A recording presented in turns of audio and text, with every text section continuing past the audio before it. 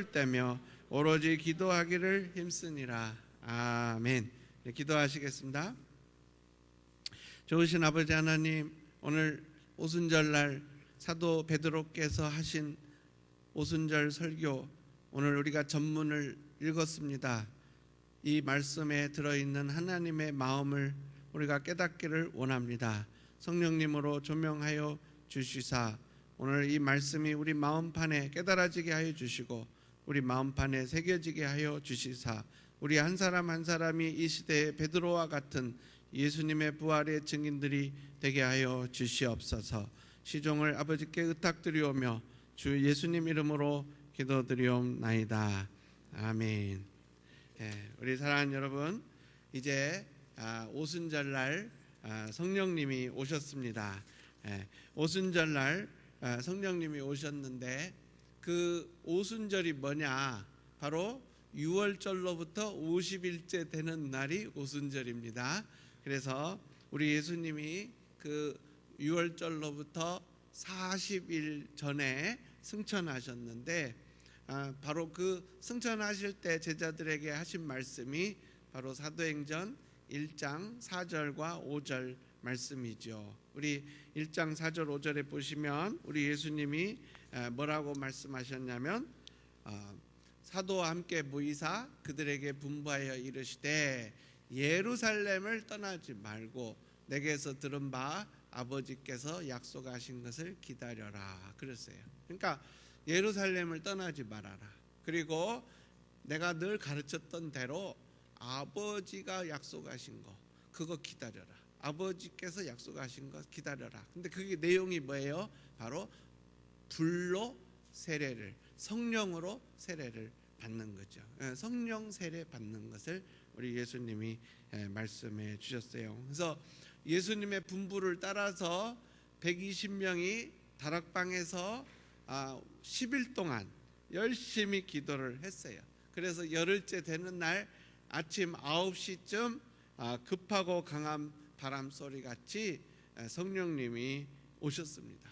그래서 그 성령님이 오순절날 아침에 오셔가지고 오늘 그 2장 1절에 보시면 성령님이 어떻게 오셨는가?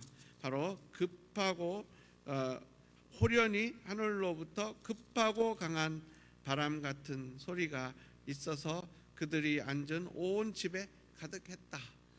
그래서 저는 가끔 그걸 상상을 해봅니다.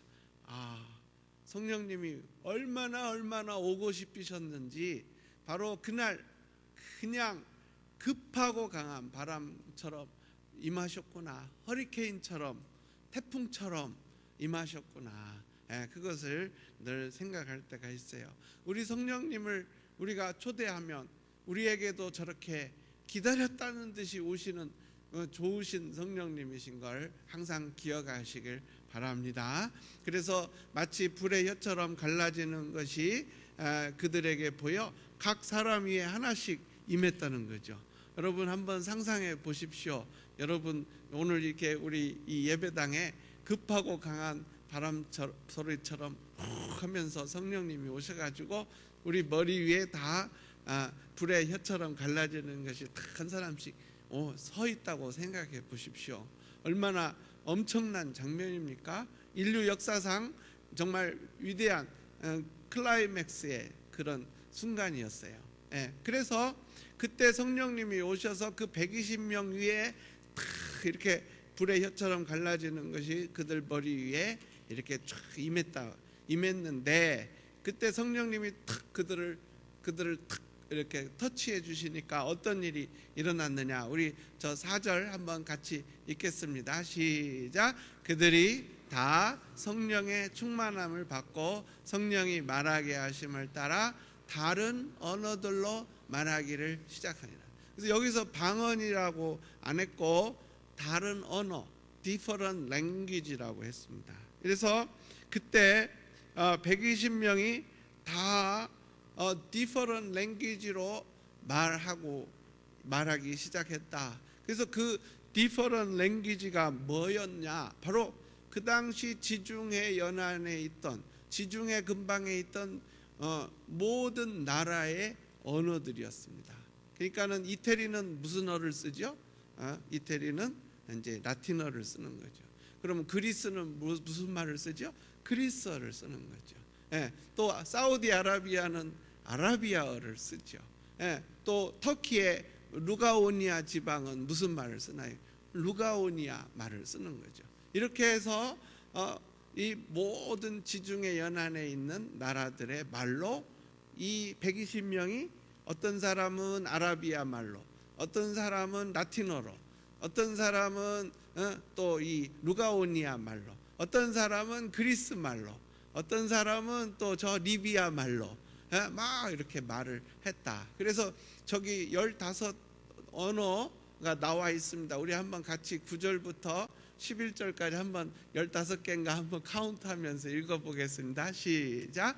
우리는 바데인과 메데인과 엘람인과 또 메소포타미아, 유대와 갑바도기아, 본도와 아시아, 부르기아와 밤빌리아, 애국과 및 구레네에 가까운 리비아 여러 지방에 사는 사람들과 로마로부터 온 나그네 곧 유대인과 유대교에 들어온 사람들과 그레데인과 아라비아인들이라. 그러니까는 저거 다 카운트하면 15개의 언어로, 그러니까 120 나누기 15 하면은 되게 뭐 한 8명이 한 언어로 떠들어대는 거죠. 근데 무슨 이 사람들이 그 120명이 그 15 언어로 뭐라고 외치느냐, 그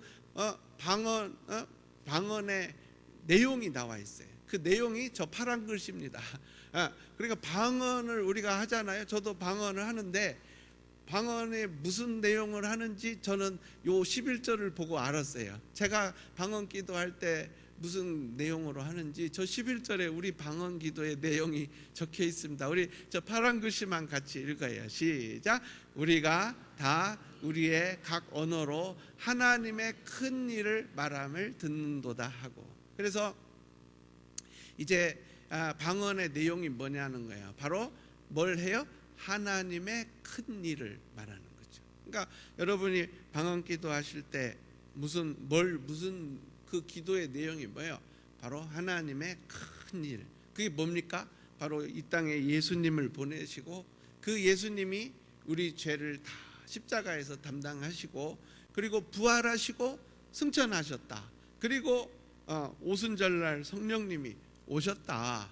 그래서 오늘 우리가 성령 받아서 열심히 주의 일을 한다. 이거죠. 그게 우리 한번 하나님의 큰 일은 복음이다. 한번 크게 한번 합시다. 시작. 하나님의 큰 일은 복음이다. 그래서 방언의 내용이 뭐예요? 복음인 거예요. 복음을 우리가 계속 방언을 하는 거죠. 그래서 이제 그때 이 120명이 일제히 그 각 나라 말로 하나님의 큰 일, 다시 말해서 예수 그리스도의 십자가와 복음, 이것을 얘기를 하는 거예요. 그런데 그때 이 오순절은 6월절에서부터 50일째 되는 날이라고 그랬죠. 그러니까 이스라엘의 모든 남자들은 또 여자들도 전 이스라엘에서 6월절 때 한번 왔다가 갔다가 그 다음에 50일째 되는 날 또 다 와서 예루살렘에 머물면서 이제 예배를 드리는 거죠. 그랬다가 또 갔다가 이제 9월 달이 되면은 이 나팔절이 시작되면 또 오는 거예요. 알았죠? 그러니까 유태인이라면은 1년에 몇 번을 성전에 가야 해요? 3번. 무슨 절입니까? 저 6월절 때 한 번, 4월 달에, 그 다음에 이제 6월에 한 번, 그게 언제요? 오순절 때, 5월이나 6월에 한 번. 그 다음에 또 언제 와야 해요? 그 다음에 9월이나 10월에 초막절 때, 나팔절 때 와야죠. 그러니까는 참 바빠요, 그렇죠? 유태인들은 저 시골에 사는 사람들은 이렇게 50일 만에 한 번 또 가야 하고, 그 다음에 또 몇백일 만에 또 한 번 가야 하는데, 그러면 그때 이스라엘 땅에 사는 유태인만 오느냐? 아니에요. 바로 여기에 나오는 모든 나라에 사는 유태인들도 다 와야 하는 거예요. 바데에 사는 유태인도 와야죠. 메대에 사는 유대인도 와야죠. 엘람에 사는 유대인도 와야죠. 메소포타미아, 지금의 이라크에 사는 유대인들도 와야죠. 그리고 유대 땅에 사는 유대인들도 와야죠. 갑바도기아, 지금의 터키의 갑바도기아에 사는 유대인들도 와야 하는 거예요. 폰투스에 사는, 저 흑해 옆에 사는 본도에 사는 사람들도 와야 하고요. 아시아, 지금의 그 에베소 근방에 사는 사람들도 와야 하고요. 부르기아, 뭐 전부 저 터키 중부 지방이죠. 부르기아 사는 사람, 밤빌리아 사는 사람, 그다음에 이집트에 사는 사람, 그리고 리비아에 사는 사람, 그리고 로마에 사는 사람 다 와야 하는. 로마에 사는 유대인들도 법으로는 와야만 합니다. 오순절 때 와야죠. 유월절 때 와야죠. 나팔절 때 와야죠. 그러나 이제 그렇게 갈 수가 없으니까 이제 로마에 사는 유대인들이 이번에는 저기 장로님이 갔다 오시죠. 그러면 이제 장로님이 대표로 이제 오시게 되겠죠. 그렇게 해서 결국 전 세계에서 유대인들이 그 가로 세로 1.6km, 가로 세로 1마일 되는 성 안에 약 100만 명이 몰려서 들어옵니다. 그러니까는 상상을 해보세요. 6월절 때 100만 명, 그 다음에 다 흩어졌다가 또 오순절 때 100만 명, 또 다 흩어졌다가 또 나팔절 때 100만 명 왔다가 또 다 흩어지는 거죠. 그래서 저는 이렇게 마음의 눈으로 상상을 해볼 때가 많아요. 저는 고향이 전주거든요. 그러니까는 만약에 이제 서울이 예루살렘이라면 이제 전주 사람들이 다 이제 모여가지고 어이 가세, 그러면은 이제 전라도 사투리로 어이 가세, 형님 먼저 가세요 막 이러면서 이제 쫙 갈 거 아니에요. 서울을 향해서 쫙 간단 말이죠. 그러면 전주 사람들이 묵는 그 장소가 있단 말이죠. 예루살렘 안에 전주촌이 있는 거예요. 알았죠? 그러니까는 나사렛에서 온 사람들은 나사렛 사람들이 늘 가는 데가 있겠죠. 그렇게 해서 다 가는 거예요. 그러니까는 저 사우디아라비아에서 온 사람들이 머무는 곳이 또 있겠죠. 저 이태리에서 오신 분들이 머무는 곳이 있겠죠. 그런데 이 120명이 갑자기 막 라틴어로 막 유창하게 막 복음을 막 선포하니까 저 이태리에서 오신 분들이 지금 아침 식사 다 마치고 이제 커피 한 잔씩 다 들고 막 이러면서 막 이제 이태리 말 비슷하게 이제 얘기를 하고 있는데 갑자기 저기서 라틴어로 막 어떤 집 창문에서 막 소리가 나오는데 막 하나님은 위대하시다, 막 하나님은 예수님을 이 땅에 보내시고 막 근데 그 라틴어로 막 하는 거야. 그러니까 가만히 있어봐. 누가 이렇게 라틴어를 잘하는 거야? 우리 중에 아무도 나간 사람 없는데 근데 막 저기서 막 또 저기 이라크에서 온 사람들도 누가 이렇게 이라크 말을 유창하게 하는 거야. 근데 그래가지고 그 각 지방에서 온 사람들이 자기네 자라난 지역 언어를 막 유창하게 하는 걸 들었어요. 그래서 우리 2장 8절 한번 비춰주시겠어요? 2장 8절 우리 같이 한번 읽겠습니다. 저 파란 글씨 시작. 우리 각 사람이 난 곳 방언으로 듣게 되는 것이 어찌함이냐. 그러니까는 우리 말고도 저렇게 라틴어를 유창하게 하는 사람이 있었나? 우리 말고도 저렇게 아라비아 말을 유창하게 하는 사람이 있었나? 우리 말고도 저렇게 루가오니아 방언을 유창하게 하는 사람이 있었나?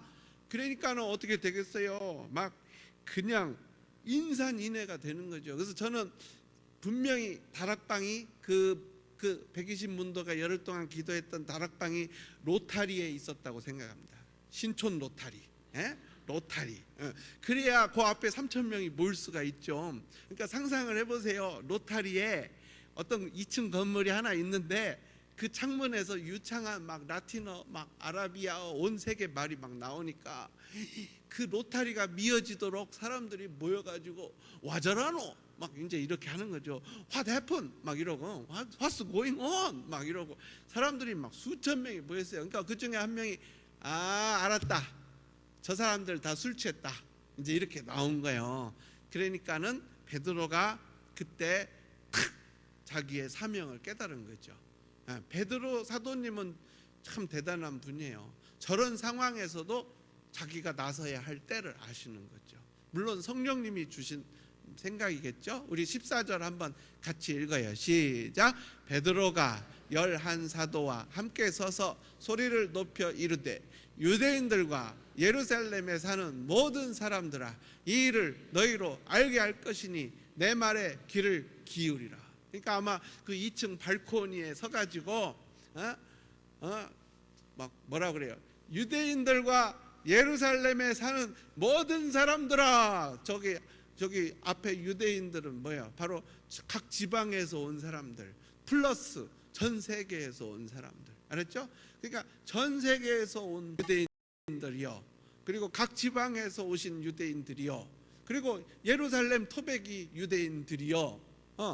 내가 지금 왜 우리가 이렇게 전 세계 말로 이렇게 15개가 넘는 나라 말로 얘기를 하는지 알게 해드리겠습니다. 설명해드리겠습니다. 그러니 내 말을 잘 들으십시오. 이제 여기서부터 그 유명한 베드로의 6월절 설교가 시작되는 겁니다. 그래서 첫째, 우리 한번 저 빨간 글씨 앞에 거기 같이 한번 읽어봐요. 시작. 때가 제3시니. 그래서 첫째, 우리 술 안 마셨습니다. 그러니까 저기 3시니까 누가가 사도행전을 썼으니까 마태, 마가, 누가는 그 나오는 시간에다 무조건 6을 더해야 우리 시계가 돼요. 요한복음에 나오는 시계는 그냥 읽으면 돼요. 요한복음의 시계는 우리 시계하고 같고, 마태, 마가, 누가의 시계는 거기다가 6을 더하면 되는 거예요. 그래서 때가 제3시니 하면 우리 시계로 몇 시요? 9시란 말이죠. 그러니까 지금 아침 9시인데 당신들 아시다시피 아침 9시부터 술 취하는 사람들 본 적 있어요? 그래서 이제 일단 술 취했다는 건 지나갑니다. 그래서 때가 제3시니 너희 생각과 같이 이 사람들이 지금 취한 것이 아니다 하면서 이제 사도 베드로께서 이 엄청난 사건, 왜 120명이 전 세계 언어로 하나님의 그 복음을 선포할 수밖에 없는가, 거기에 대한 성경적 해석을 탁 줍니다. 그러니까 오늘 우리가 마음속에 담아야 할 게 뭐냐, 우리 주변에 일어나는 사건들에 대해서 성경적인 해석을 할 수 있는 저와 여러분이 되기를 예수님 이름으로 축원합니다. 이거 굉장히 중요해요. 그래서 제가 요새 초미의 관심을 가지고 이제 인터넷이나 신문을 보는 게 뭐냐, 바로 저 ISIS죠. 그 이슬라믹 스테이트 오브 레반트 앤 시리아, 그 이슬라믹 나라가 생겼잖아요. 이 사람들이 시리아에서 정부군하고 싸우는데, 이제 정부군하고 시리아 정부군하고 싸우다가 이제 도저히 못 이기니까, 시리아 정부군을 못 이기니까 이 사람들이 그냥 이라크로 넘어온 거예요. 근데 워낙 싸움을 많이 해갖고 싸움의 기술이 뛰어난 사람들인 거예요. 그러니까는 그냥 이라크에 오니까 이라크 정부군이 헛개빈 거예요. 그러니까는 막 북쪽에 있는 도시들이 다 넘어갔잖아요. 티크리트도 넘어가고 뭐도 넘어가고 다 넘어갔어요. 그러면 이 검은 마스크를 쓰고 검은 옷을 입은 IS 그 군인들이 마을마다 들어가 가지고 그 자기네들이 수니 이슬람이니까 시아 이슬람들을 막 목을 자르는 거예요. 막 집단으로 세워놓고 막 쏴서 다 죽이고, 그리고는 이제 기독교인 집을 찾아갑니다. 그래가지고 기독교인 집에 가가지고 그 문에다가 아라비아 글자로 눈자를 써요. 여러분, 눈자가 어떻게 생겼냐면 이 접시를 먼저 하나 그리고 그 접시 중간에다 점 하나 찍으면 그게 아라비아 글자로 눈입니다. 눈. 근데 그 눈이라는 글자를 그 집 대문 옆에다가 써주는 거예요. 근데 접시 하나 그리고 점 찍고, 접시 하나 그리고 점 찍고, 그게 뭐냐? 바로 아라비아 말로 기독교인이 나스린이에요. 나스린. 한번 해봅시다. 나스린. 그러니까 이 집은 기독교인이 사는 집이다. 눈, 나스린, 그 첫 글자가 눈이죠. 접시 그리고 점 찍고, 그러고는 그 집 대문을 팡팡 두드립니다. 그러면 이제 주인 아저씨하고 아줌마하고 애들하고 벌벌 떨면서 나오면 거기 이제 공소장을 낭독을 하는 거죠. 우리 ISIS는 자비심을 발하여서 귀하들을 이슬람으로 받아들이길 원한다. 지금 이 자리에서 바로 신앙 고백을 하고 회교도가 되든지 아니면 죽든지, 그리고 또 하나의 옵션은 집에 있는 돈을 다 내놓든지, 셋 중에 하나를 택하라. 그러면 여러분은 어떻게 하시겠어요? 돈을 내놓죠. 그렇게 해서 지금 수많은 기독교인들이 이제 돈을 다 뺏겼습니다. 그러니까 어떤 기독교인들은 김 집사 집 털렸대? 아이고 이거 큰일 났다. 이제 차에다가 일단 가족들 다 태우고 떠납니다. 떠나가지고 광야로 가는데 가스가 떨어지는 거예요. 그러니까 광야 한복판에서 가스가 떨어져가지고 물도 떨어지고, 그렇게 해서 수많은 크리스찬들이 지금 죽어가고 있습니다. 또 일부는 또 저쪽 북쪽으로 해서 그 다른 부족이 있는 데로 지금 도망을 가고 있죠. 그래서 우리 사랑하는 여러분, 그러면 우리가 이런 사건을 봤을 때 이게 뭔가 우리도 성경적인 해석을 내려줄 수가 있어야죠. 바로 이 마지막 때다. 우리 예수님이 말씀하신 말세의 마지막 모습이다. 우리가 이렇게 딱 성경적인 해석을 내리고, 그러면 이때 우리는 어떻게 할 것인가? 다가오는 부흥을 준비하자. 또 그 부흥 뒤에 이어서 오는 환란을 준비하자. 이게 이제 우리가 탁탁탁 성경적인 해석을 내리는 거죠. 그래서 사도 베드로께서 벌떡 일어나셔가지고 성경적 해석을 내리시는데 무슨 설을 인용을 하시는 거예요? 바로 요엘서를 인용하시는 거죠. 그래서 우리 한번 크게 한번 합시다. 요엘서. 요엘. 그래서 제가 저기 미국 사람들 앞에서 요엘 그러면 알아듣는 사람 하나도 없어요. 미국 사람들 앞에서 조엘 그래야 알아들어요. 조엘. 그래서 이 조엘을 인용을 하는 거예요. 그래서 이 조엘이 뭐라고 그랬느냐? 바로 성령이 누구신가, 성령이 무엇인가에 대해서 선지자 조엘이, 요엘 선지자께서 예언하신 내용이 있다는 거죠. 그래서 성령이 누구신가, 우리 한번 17절 한번 같이 읽겠어요. 시작. 하나님이 말씀하시기를 말세 내가 내 영을 모든 육체에 부어주리니 너희의 자녀들은 예언할 것이요 너희 젊은이들은 환상을 보고 너희의 늙은이들은 꿈을 꾸리라. 그때 내가 내 영을 내 남종과 여종들에게 부어주리니 그들이 예언할 것이요 또 내가 위로 하늘에서는 기사를 아래로 땅에서는 징조를 베풀리니 곧 피와 불과 연기로다. 피와 불과 연기로다. 그래서 선지자 요엘이 요엘서에 저렇게 예언을 한 것을 사도 베드로께서 딱 생각해내신 거예요. 맞다. 이 현상은 요엘 선지자님이 예언한 내용이구나. 그러니까 탁 일어나서 성경 해석을 탁 해주는 거죠. 그래서 성령님이 누구시여요? 17절에 누구요? 내 영이라고 그랬잖아요. 누구의 영이요?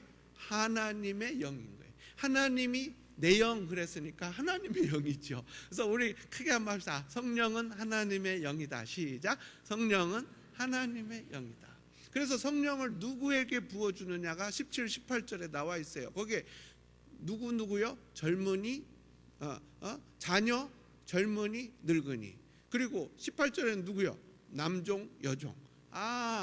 성령은 남녀노소, 모든 연령층의 사람들에게 남자와 여자, 다시 말해서 성별에 관계없이 오시는 분이구나. 그걸 베드로 사도께서 딱 가르쳐 주시는 거죠. 그래서 남녀노소 누구에게나 성령이 임한다. 우리 한번 크게 합시다. 시작. 남녀노소 누구에게나 성령이 임한다. 그러니까 조그마한 애들도 성령 받을 수가 있죠. 그래서 우리 사랑하는 여러분, 우리가 항상 우리 교육부, 우리 킨더가든, 초등부, 중등부 정말 최선을 다해서 우리 자녀들이 킨더가든, 초등부, 중등부, 고등부 학생들이 성령 받도록 최선을 다해서 지도해야 할 줄로 믿습니다. 여기에 분명히 돼 있잖아요. 너희의 자녀들은, 너희의 젊은이들은, 너희의 늙은이들은, 남종과 여종은 이렇게 돼 있잖아요. 그래서 언제 성령이 오시냐, 언제, 바로 그게 19절입니다. 성령님이 언제 오시냐를 요엘 선지자가 말씀하신 게 바로 19절이에요. 언제 오신대요? 위로 하늘에서 뭐가 보일 때? 기사가 보일 때. 아래로 땅에서 뭐가 보일 때? 징조가 보일 때. 그래서 이 기사와 징조가 징조와 기사 혹은 기사와 징조가 영어로 signs and wonders입니다. 우리 한번 영어로 한번 멋지게 해볼까요? Signs and wonders. 시작. Signs and wonders. 그래서 기사와 이적, 기사와 징조가 나타날 때 성령이 온다는 거예요. 그래서 여러분, 이 지구상에서 인류 역사상 가장 위대한 원더가 뭐예요?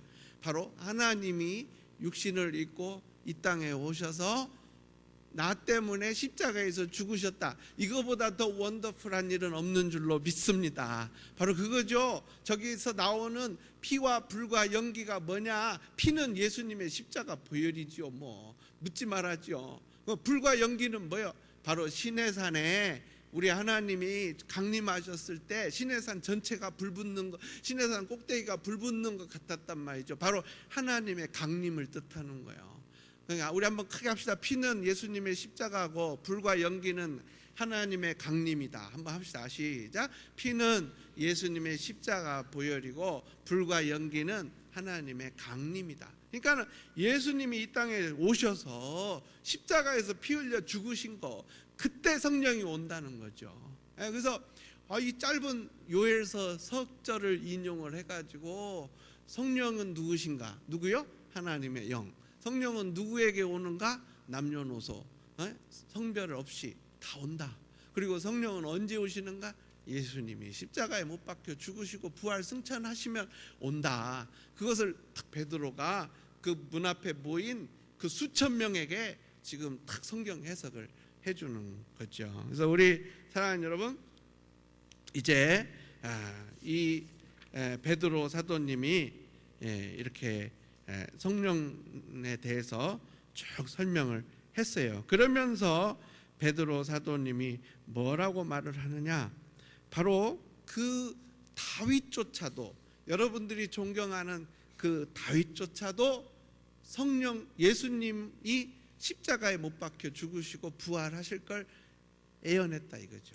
그러면서 이제 쭉 여기 다윗을 인용하는 겁니다. 그러니까는 여러분, 이 피와 불과 연기, 피와 불과 연기, 바로 예수님의 십자가에서 죽으시고 부활 승천하신 거, 이것이 기독교의 핵심 교리죠. 그래서 여기 22절부터 24절, 22절에서 24절이 바로 그거예요. 22절에서 24절이 바로 그거죠. 방금 말했던 그 요엘서의 그 피와 불과 연기, 그게 바로 22절에 그 기사와 이적이 바로 저기에 22절에 또 나오는 거죠. 바로 예수님이 십자가에서 못 박혀 죽으시고 부활 승천하신 거. 그래서 우리 22절 한번 같이 읽겠어요. 시작.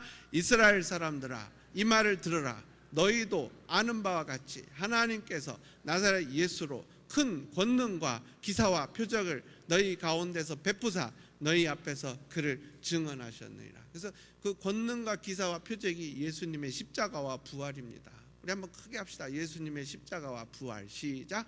예수님의 십자가와 부활. 이 부활보다 더 큰 권능, 더 큰 기사, 더 큰 표적은 지구상에 없습니다. 우리는 예수님이 부활하셨기 때문에 우리도 부활하는 거예요.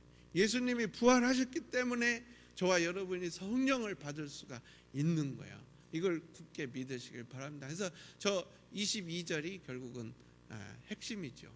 핵심. 그래서 우리 예수님의 십자가와 부활, 그것을 바로 너희들이 존경하는 다윗조차도 그것을 예언을 했다. 그게 바로 23절부터 이제 31절까지 내용이 되겠습니다. 그래서 23절부터 31절까지 바로 다윗이 그를 가리켜 이르되 하면서 우리 예수님의 그 부활, 그래서 부활이 뭐예요? 바로 24절이죠. 우리 같이 한번 부활 한번 같이 읽어요. 시작. 하나님께서 그를 사망의 고통에서 풀어 살리셨으니 이는 그가 사망에 매여 있을 수 없었습니다. 근데 이 부활, 그리고 23절은 십자가죠. 근데 그 십자가와 24절 부활인데 그걸 누가 예언을 해줬다고요? 25절 다윗이 예언했다. 그래서 26절부터 쭉 보시면 이제 다윗이 예수님의 십자가와 부활을 예언한 내용들이 쭉 적혀 있습니다. 그래서 결국 이제 다윗에 대해서 사도 베드로께서 이렇게 표현합니다. 30절에 그는 선지자라. 그래서 다윗이 선지자인데 바로 31절 미리 봤다. 미리 봤다. 우리 저기 다윗이 미리 봤다는 거죠. 우리 같이 한번 31절 읽어요. 시작. 미리 본 거로 그리스도의 부활을 말하되 그가 음부에 버림이 되지 않고 그의 육신이 썩음을 당하지 아니하리라 하시리라 하더니, 그래서 다윗이 저렇게 선지자로서 성령 받아가지고 우리 예수님의 부활을 이미 다 예언을 했다는 거죠. 그래서 우리 예수님의 부활을 누가 증거하느냐? 첫째, 성령님이 오셔서 증거하시고, 둘째, 누가 증거해요? 다윗이 증거하고, 셋째, 누가 증거해요? 우리가 증거한다. 우리가 증거한다. 이 베드로 사도님과 11 사도님이 쫙 서가지고 발코니에 섰는지 뭐 연단에 섰는지 로타리 한쪽에 섰는지 I'm not sure. 그러나 중요한 것은 바로 32절입니다. 우리 같이 한번 읽겠어요. 시작. 이 예수를 하나님이 살리신지라 우리가 다 이 일의 증인이로다 하면서 이게 성령 받으면 오토매틱하게 나오는 증상이 바로 저겁니다. 성령 받으면 예수 부활의 증인이 되는 줄로 믿습니다. 믿어지는 거예요. 예수님 부활하신 게 철저하게 믿어지고 성령 받으면. 그러니까 만약에 내가 예수님 부활이 철저하게 안 믿어지면 그 성령 못 받은 거예요. 내가 정말 목에 칼이 들어와도 예수님 부활 했어 안 했어? 했습니다. 이게 확실한 사람은 성령 받은 사람이죠. 예수님 부활 했어 안 했어? 모르겠는데요. 이렇게 되면은 문제가 있어요. 그래서 우리 사랑하는 여러분, 저 파란 글씨, 이 일이 뭐예요? 예수 부활. 그래서 우리 한번 크게 합시다. 우리가 다 예수 부활의 증인이로다. 한번 크게 합시다. 시작. 우리가 다 예수 부활의 증인이로다. 이렇게 탁 나가는 거예요. 이게 뭐 오순절, 저게 바로 방언입니다. 저게 진짜 방언이죠. 예수님 부활의 증언을 하는 게 방언인 줄로 믿습니다. 믿는 자들에게는 이런 표적이 따르리니 저희가 새 방언을 말하며, 새 방언이요. 저게 복음 전하는 게 새 방언인 걸 믿으시면 아멘 하시기 바랍니다. 저거죠. 우리가 옛날에는 복음을 못 전했어요. 바벨탑이죠. 다 바벨이 혼잡하게 한다. 그래서 바벨탑에서 우리 언어가 혼잡해져서 우리가 복음을 잊어먹었어요. 복음을 몰랐어요. 몰랐죠. 그러나 이제 오순절날 성령 강림으로 말미암아 우리의 언어가 복음의 언어로 통일된 걸 믿으시길 바랍니다. 그래서 이제 성령 받으면 어떤 일을 하느냐? 바로 부활의 증인이 되는 거예요. 성령 받으면 그 다음에 꼭 나타나는 증상이 있는데 사람들한테 회개를 촉구하는 겁니다. 바로 이 38절이죠. 우리 38절 한번 읽겠습니다. 시작. 베드로가 이르되 너희가 회개하여 각각 예수 그리스도 이름으로 세례를 받고 죄사함을 받으라. 그리하면 성령의 선물을 받으리니. 그래서 이 시대는요, 회개를 선포하면요 다 도망가 버려요. 게이들 이렇게 동성애자들 퍼레이드 하는데 가서 회개하라 그러면요 경찰이 와서 잡아가요. 그런 시대가 돼버렸어요.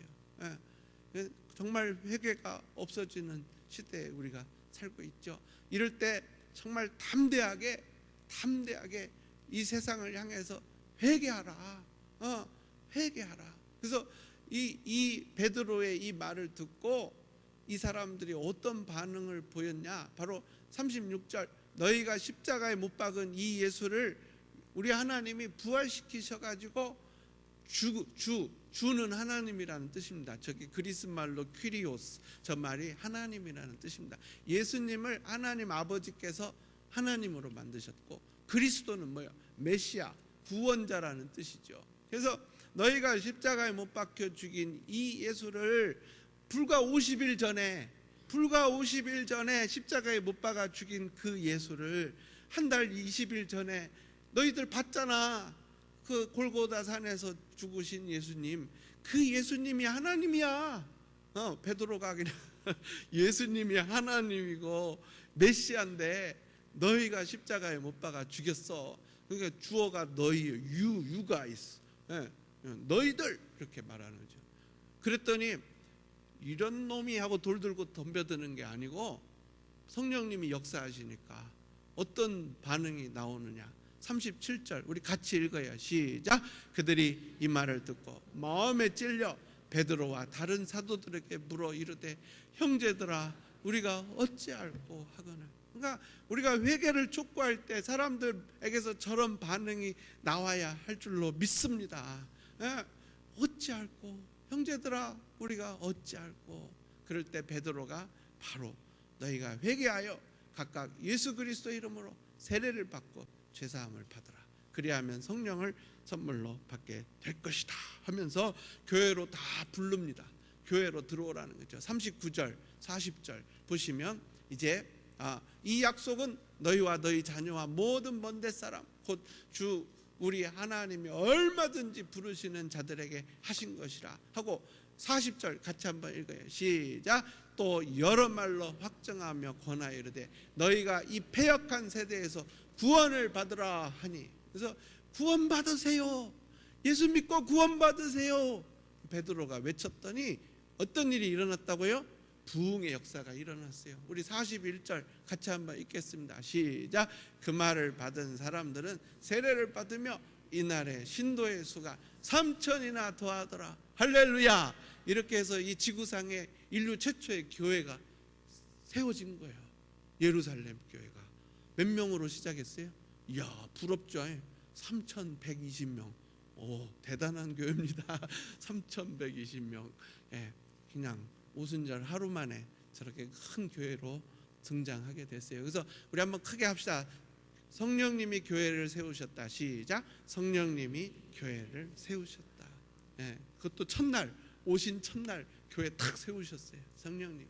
그래가지고 그날로부터 지금까지 우리 테메클라 갈보리 교회까지 이렇게 지구상에 수많은 교회가 세워졌는데 성령님이 세우신 걸 믿으시길 바랍니다.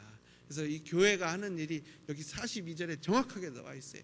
우리 교회는 이 42절을 따라가야 해요. 첫째가 뭡니까? 교회가 해야 하는 일이 뭐야? 사도의 가르침을 받아요. 우리 한번 크게 합시다. 말씀을 배우는 데가 교회입니다.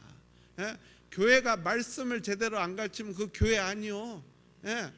맨날 그냥 말씀은 안 가르쳐주고 그냥 예수 믿으면 복 받는다. 그 교회 아니요.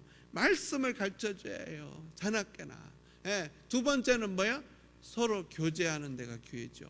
오늘 맛있게 점심을 드시면서 교제하시길 바랍니다. 한번 합시다. 교제가 없으면 교회가 아니다. 시작. 교제가 없으면 교회가 아니다. 그래서 많은 분들이 저한테 밥을 안 먹으면 어떨까요? 근데 제가 그러죠. 우리 교회는 밥상 공동체입니다. 먹어야 합니다. 일단 먹으면 은혜가 생깁니다. 네, 물론 이제 저 교제의 엄밀한 뜻은 물론 또 저런 뜻도 있겠지만 같이 먹는 의미도 있겠지만 실은 교제의 그 중요한 뜻 중에 하나가 서로를 위한 중보기도죠. 그래서 우리 교회가 말씀을 배우는 곳, 그리고 교제하는 곳, 성도의 교제랑. 그 다음 세 번째 떡이 뭡니까? 성찬식이죠. 다시 말해서 떡은 예배입니다. 한번 합시다. 크게 합시다. 예배 드려야. 예배 안 드리는 데는 교회가 아닙니다. 그리고 마지막으로 뭐 하는 데가 교회야? 기도하는 데가 교회입니다. 그래서 교회는 양육, 그리고 성도의 교제, 그리고 예배, 그리고 기도가 있는 곳이 교회가 되겠어요. 그래서 우리 사랑하는 여러분 한번 생각해 보세요. 내가 말씀 공부를 게을리 하는가? 내가 성도의 교제를 게을리 하는가? 내가 기도 모여서 함께 기도하는 걸 힘쓰지 않는가? 내가 이 예배 생활을 소홀히 하는가 오늘 한번 생각해 보시고, 정말 사도 베드로께서 오순절 성령 강림을 이렇게 성경적으로 다 이렇게 풀어서 해석을 해주시고, 다윗이 예언하신 것까지 다 이렇게 쫙쫙쫙 해가지고 너희가 십자가에 못 박아 죽인 예수, 그분이 바로 하나님이시다 할 때, 형제여 우리가 어찌할꼬 하면서 이렇게 엄청난 부흥의 역사가 일어났는데, 주여 우리도 나도 내 주변에서 일어나는 사건들에 대해서 성경적인 해석을 할 수 있게 해주시고, 나도 마지막 때 주님이 내게 원하시는 이 예수 부활의 증인으로서의 사명을 감당하게 하여 주시옵소서. 이렇게 주님께 늘 구하시고 우리 교회를 튼튼한 교회, 다가오는 부흥을 예비하는 교회로 만들어 가시는 우리 성도님들과 제가 되기를 예수님 이름으로 축원합니다. 우리 하나님께 영광의 박수 한번 올려드리겠습니다. 할렐루야, 할렐루야. 감사.